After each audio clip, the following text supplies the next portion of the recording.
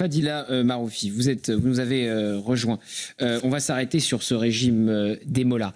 Évidemment, un régime de terreur, un régime de barbares qui souhaite cacher les femmes, pendre ou lapider les homosexuels, pendre les opposants politiques.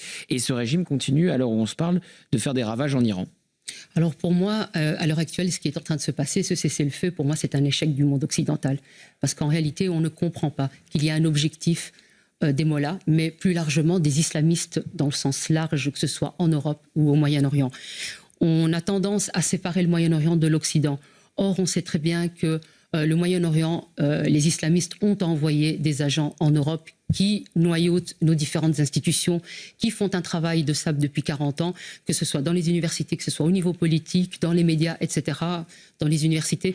Donc on voit bien, et on le voit notamment lors des mouvements de manifestations pro-Hamas, parce que c'est comme ça qu'il faut les appeler, où on voit de plus en plus des drapeaux aussi du régime des mollahs.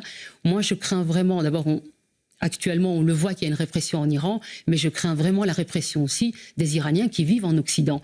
Parce qu'il y a une guerre, certes, sur le terrain là-bas, il y a eu une guerre en Iran, en Palestine, enfin à Gaza, mais il ne faut pas oublier aussi qu'il y a une guerre médiatique de la communication. Il y a aussi une guerre du langage qui est en train de se changer, les éléments de langage qui changent. Et on voit de plus en plus que l'Occident, finalement, s'approprie ces éléments de langage et que finalement, ils nous font croire qu'une paix est possible. En réalité, une paix n'est pas possible parce que tout simplement, leur objectif, leur projet n'est pas le même que le monde occidental. Nous n'avons pas la même vision du monde.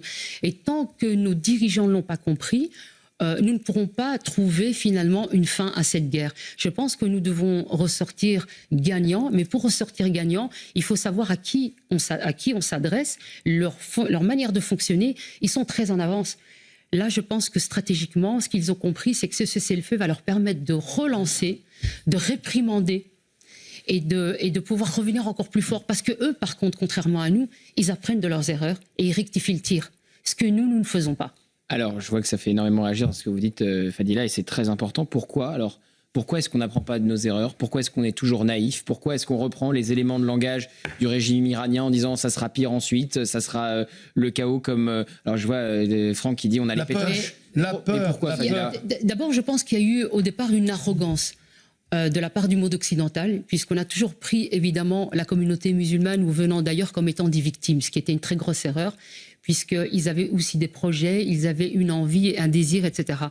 Et puis, deuxième chose, c'est qu'on a un ennemi qui a grossi, qu'on a laissé grossir dans nos États, qui a affaibli nos États, puisque là, on le voit, on n'est plus capable finalement de défendre nos États, nos nations, on l'a fragilisé. Et troisième chose, c'est au niveau politique, c'est-à-dire que on voit bien que certains partis politiques, notamment de gauche, mais de centre, et je pense que ça va être plus largement, ça va s'étendre même sur les partis de droite. En réalité, les islamistes ne s'arrêtent pas à un parti. Ce qu'ils veulent, c'est diffuser leur idéologie partout où ils peuvent, pour ensuite voter des lois, permettre à rendre charia compatible notre société, comme le disait très justement Florence Bergeau-Blaclair, qui a travaillé sur le frérisme en Europe.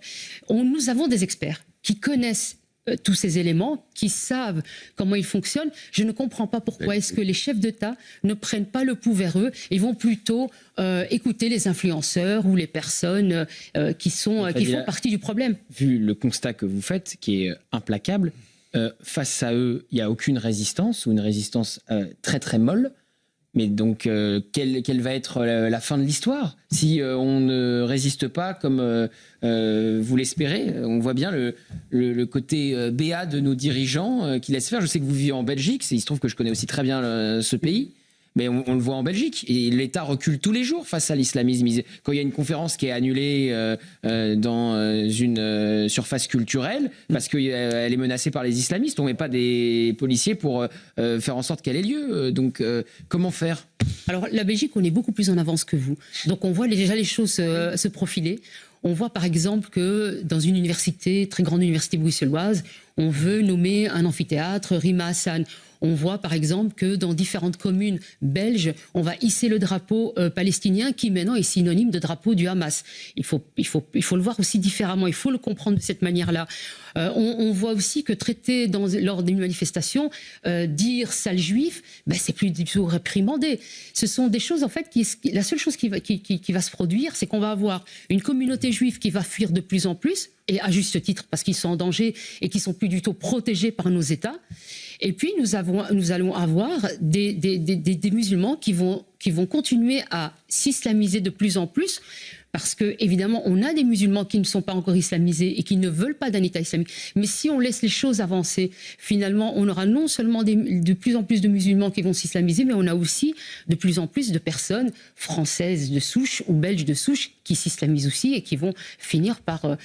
on va obtenir un califat. Moi, j'appelle déjà Bruxelles califat, mais il ne faut pas se leurrer. Bruxelles est essentielle aussi, parce que c'est la capitale de l'Europe. Nous avons les institutions européennes, et les islamistes s'y retrouvent, les influenceurs se retrouvent à Bruxelles pour pouvoir influencer les institutions européennes contre les autres pays membres. On voit bien que la France résiste quand même, mais on voit bien aussi que cette résistance gêne, et gêne notamment à Bruxelles, et de là, on essaye, avec notamment le CCU et d'autres institutions fréristes qui sont bien implantées dans les institutions, ils font du lobby pour justement contrer la France sur les mesures qu'elle pourrait prendre contre les islamistes. Je pense on est très largement en retard, mais je veux croire quand même qu'il y a encore une possibilité, mais il faut agir très rapidement.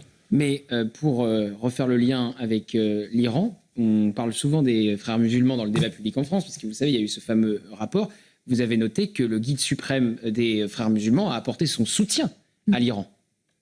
Donc là, on voit évidemment, et c'était très important, on en avait parlé avec Emmanuel Razavi, comment finalement tous les islamistes finissent un jour par se retrouver. Là, les frères musulmans qui apportent leur soutien à l'Iran et qui appellent aussi à détruire ce qu'ils appellent l'entité sioniste pour définir Israël. Sauf que ces frères musulmans, ils sont aussi en Europe, chez nous, et évidemment, ils font progresser l'islamisation, comme vous le dites, de l'Europe.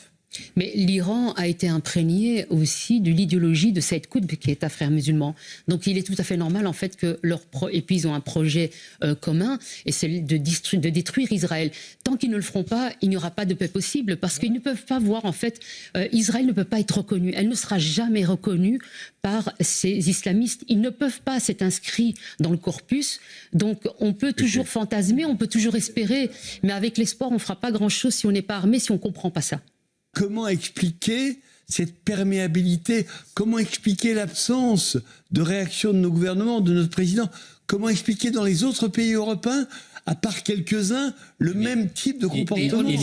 Aujourd'hui, on devrait être en guerre. Fadila. Nous avons des personnalités politiques qui n'ont pas du tout de vision pour leur nation. Non. Ils pensent sur du court terme. Nous avons de l'autre côté des gens qui pensent sur du long terme. Ils ont un projet final pour une nation islamique. Et je pense que c'est là aussi notre problème de notre société. Et finalement, nous avons des jeunes qui se retrouvent avec des régimes ou avec des personnalités fortes et qui suivent ces personnalités fortes. Nous avions plusieurs décennies où nous avons mis en avant des anti-héros, et finalement, ces jeunes, ils voient à côté d'eux des anti-héros qu'ils admirent, alors que de l'autre côté, on a une puissance comme Israël qui se bat depuis le 7 octobre. On pourrait très bien dire, ben voilà, Israël se défend, c'est une puissance militaire, il défend l'Occident, parce qu'ils ne défendent pas qu'Israël, hein, c'est aussi Israël tombe, nous tombons, et pareil, l'Occident tombe, Israël tombe. Donc je pense que nous avons aussi inversé les valeurs en réalité. On n'a pas donné des rêves à nos enfants. Les jeunes, quand on les regarde, ils sont complètement déstructurés.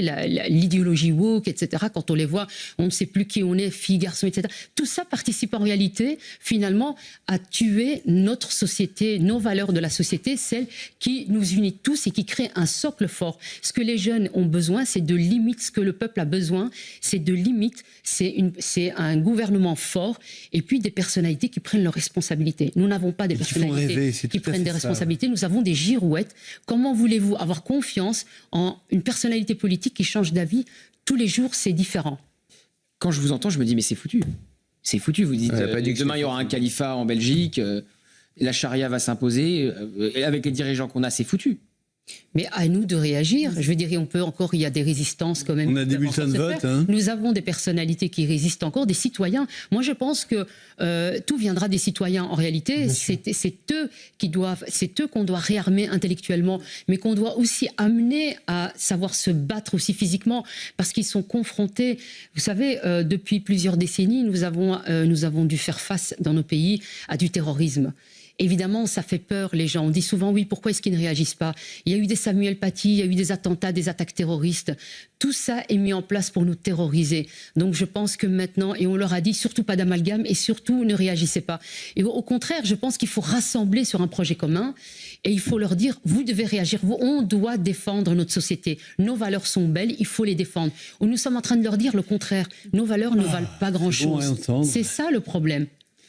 La pieuvre est là, elle est entrée partout, mais d'une façon qu'on ne peut à peine imaginer, madame. Je vais dans votre sens. Hein. Mais dans tous les domaines, c'est la même chose. Les pieuvres sont très intelligentes. Les Les pieuvres animaux sont très malines comme intelligents. leur cerveau. Très intelligentes. Juste pour rappel par Et ça rapport à sera la le mot de la liberté fin. d'expression, on a quand même Boualem Sansal, il a eu aujourd'hui un procès, enfin un pseudo-procès.